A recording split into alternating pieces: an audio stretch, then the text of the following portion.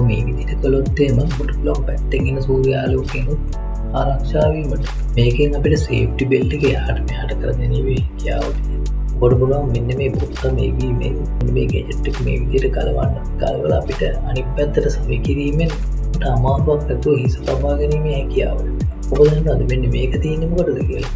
ඔබට සුදුසු ආකාරයකට මේ ස්ටීරින් වීල් එක ඇඩ්ජස්ට් කර ගැනීමේ හැකියාවක් තියෙනවා. මෙන්න මේ සිදුරට මෙන්න මේ යතුර මේ වගේ දාලා කරකවීම තුළින් ඔබට පුළුවන් ඔබගේ දරුවාගේ ආරක්ෂාව සඳහා මෙන්න මේ ආකාරයට දොර ලොක් කරන්න. අපිට හුඟක් වෙලාවට වෙන්නේ මේ යතුරු පැත්තෙන් ලොක් කිරීම තුළින් අපිට පිට පැත්තෙන් තමයි මේක විවෘත කරන්නට පුළුවන් වෙන්නේ. කවුරු හරි මාව දාලා මේ වැහුවොත් එහෙම මම මොකද කරන්නේ? මෙන්න මේ සිදුර තුළින් අත්දාලා බලනකොට මේක ඇතුලේ බටන් එකක් අවුල්. ඒක නිසා මේ සීට් එක පහත් කිරීමේ හැකියාව තියෙනවානේ. මෙන්න මේ ගැජට් එකේ මෙන්න මේ පැත්තට ඊතලයක් තියෙනවා. මේ පැත්තට තද කිරීමෙන් ඔබට පුළුවන් මේ පිටිපස්සෙන් තියෙන දොර අරගෙන එළියට එන්නට. අපූර්වයි නේද?